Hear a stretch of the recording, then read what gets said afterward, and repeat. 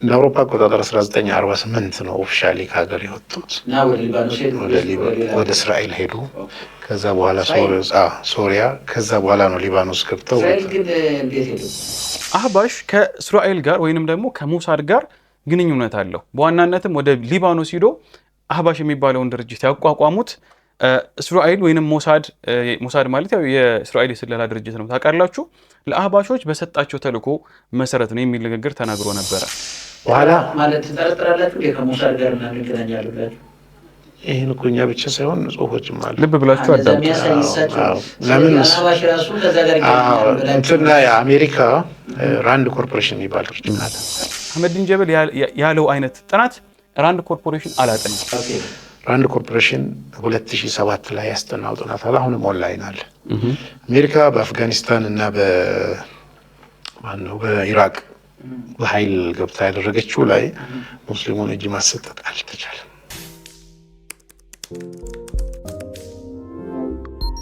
الأحباش كم يبان الأحباش ነው أحباش اللي تناقص أحباش يوجد أحباش የሚባለው أحباش يميل أحباش ምንድነው? ሰላም አለይኩም ውድና የተከበራችሁ የቻናላችን ቤተሰቦች እንደምን አላችሁ? ዛሬም በአዲስ ቪዲዮ መጥቻለሁ።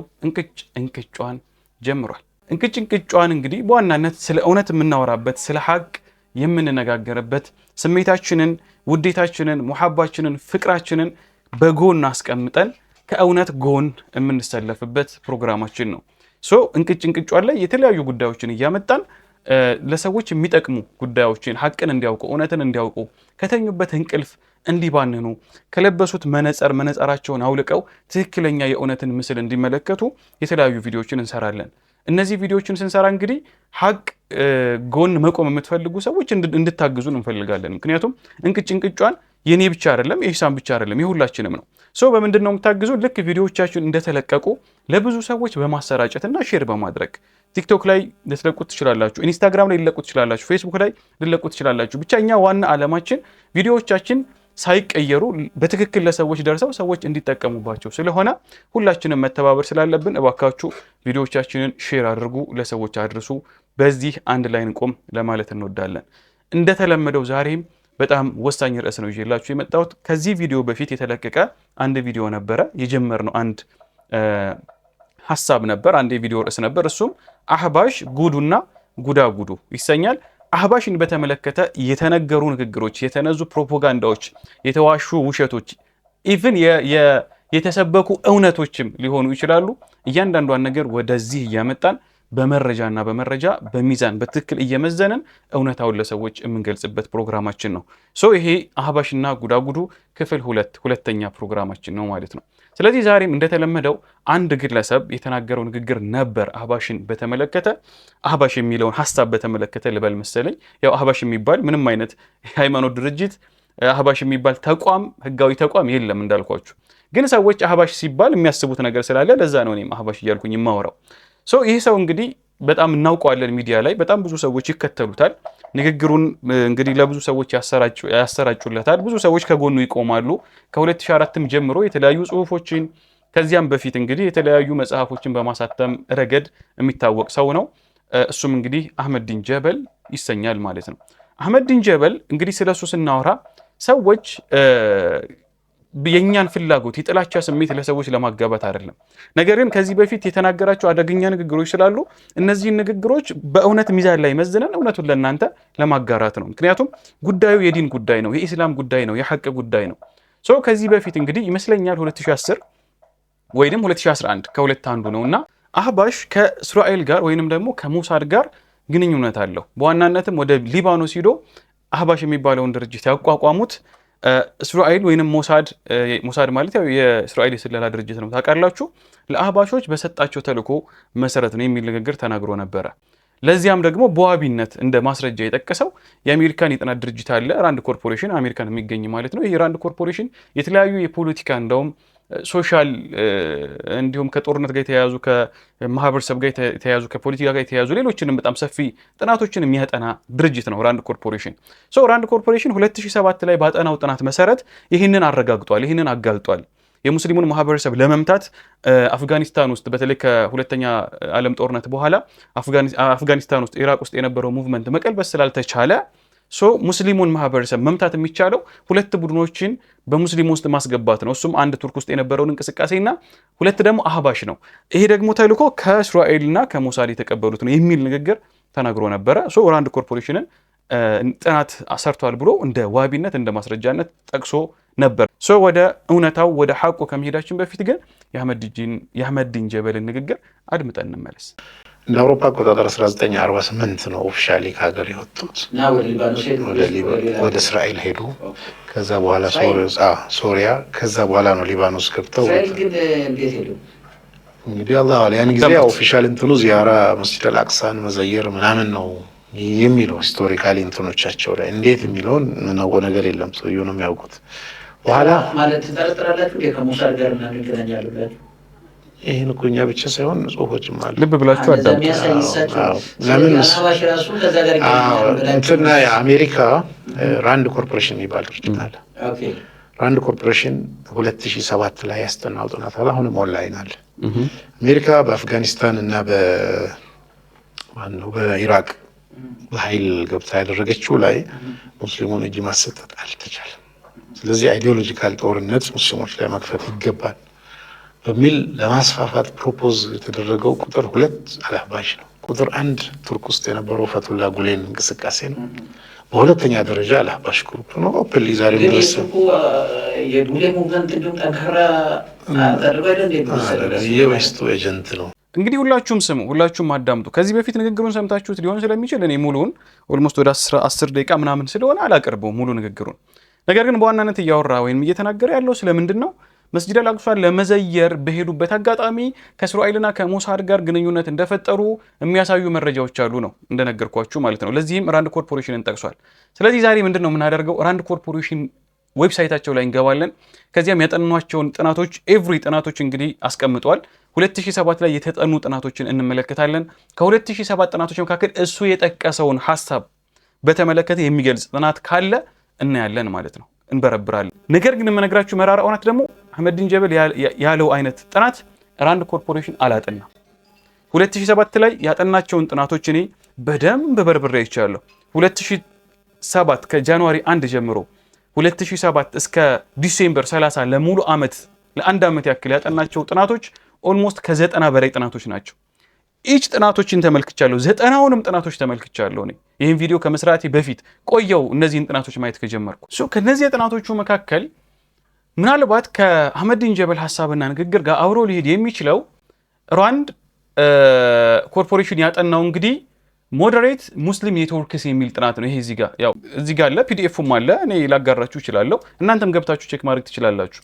ራንድ ኮርፖሬሽን እንግዲህ ቢልዲንግ ሞዴሬት ሙስሊም ኔትወርክስ የሚል አንድ ጥናት አጥንቷል። ምናልባት ይሄ ጥናቱ ትንሽ እንደው ይህንን ግልጽ የሆነ ሐሰት የሆነ መረጃ ለማሰራጨት የተጠቀመው እንግዲህ ይህንን ርዕስ ነው። ይሄ ቢልዲንግ ሞዴሬት ሙስሊም ኔትወርክስ የሚለው የተለያዩ ኔትወርኮችን እንግዲህ ዘመናዊ የሆኑ ኔትወርኮችን በመገንባቱ ረገድ የነበሩ እንቅስቃሴዎችን በዋናነት ደግሞ ከኮልድ ዋር ጋር ከቀዝቃዛው ጦርነት ጋር ከዚያም በኋላ የነበሩ አንዳንድ እንቅስቃሴዎች አሉ፣ ጦርነቶች አሉ። እነሱን እያነሳ አሁን ያለውን ኔትወርክ ነው ያጠናው። ደን በደንብ ማየት ይቻላል። እዚህ ጋር ፋይንዲንጎች አሉት። ጥናቱ እንግዲህ በደንብ ብዙ ነገሮችን ዲስከስ አድርጓል። ዱሪንግ ዘ ኮልድ ዋር ዘ ዩናይትድ ስቴትስ አክትድ ላይክ ኤ ፋውንዴሽን ቱ ሰፖርት ሞዴሬት ኔትወርክስ ይላል።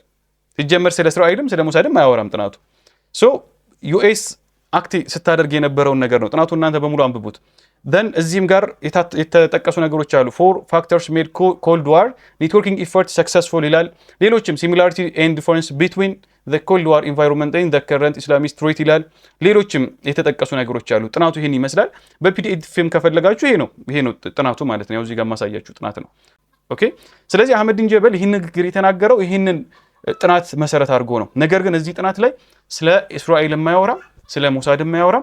ኦኬ። ምናልባት አህመዲን ጀበል ተሳስቶ ሊሆን ይችላል። ይህ ማለት 2007 ሲል 2010ም ሊጠና ይችላል፣ 2005ም ሊጠና ይችላል። ምናልባት አመቱን ተሳስቶ ይሆን ይችላል ብዬ አስቤ፣ የሚገርማችሁ ነገር ከ2000 ያው እዚህ ጋር ሾርት ማድረግ ትችላላችሁ። ለምሳሌ እዚህ ጋር ከ2000 ጀምሮ እስከ 2020 ድረስ ለ20 ዓመታት ያክል ያጠናቸው ጥናቶች እጅግ በጣም ብዙ ጥናቶች ናቸው። እነሱን ጥናቶች ለመመልከት ሞክሬ ነበር። ሞር ከኢስላም ጋር ከሙስሊም ጋር ከአህባሽ ጋር የሚገናኙ ጥናቶች ካሉ ሰርች አድርጌ ነበር። ለ20 ዓመታት ያክል አንድም ቀን ራንድ ኮርፖሬሽን አህመዲን ጀበል ስላነሳው ነገር አላጠናም። ውሸት ነው፣ አላጠናም። ይሄ እንግዲህ አንደኛ በድርጅቱ ላይ በኮርፖሬሽኑ ላይ መዋሸት ነው። ያላጠናውን ጥናት ሰርቷል፣ ሪሰርች ሰርቷል ብሎ ለሰዎች መናገር ትክክል አይደለም። አሁንም ቢሆን አንድ ነገር ልንገራችሁ። ምናልባት አህመዲን ጀበልን የምትወዱና የምትደግፉ ሰዎች አህመዲን ጀበል አንድ አርቲክል ካሳየኝ፣ አንድ አርቲክል ስለተናገረው ነገር ራንድ ኮርፖሬሽን ያጠናው ጥናት ይሄ ነው ብሎ አንድ መስመር ተውት፣ ሙሉ ጥናት ተውት፣ አንድ መስመር ማሳየት ከቻለ ትክክለኛ የሆነ መረጃ እኔ ቪዲዮ ሰራለሁ።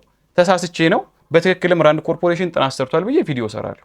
ይሄ እርግጠኛ እንድትሆኑ ነው ይሄን እምላችሁ። ከዚያም በተጨማሪ እኔም ሰው ነኝና ለ20 ዓመታት ያክል ያጠናቸውን ጥናቶች ያው እዚህ ጋር ፊልተር ማድረግ ስለሚቻል ያው እዚህ ጋር ዴቱን አስገብታችሁ ማውጣት ትችላላችሁ። በጣም ብዙ ወደ 15000 20000 ምናምን ጥናቶች ናቸው የተጠኑት።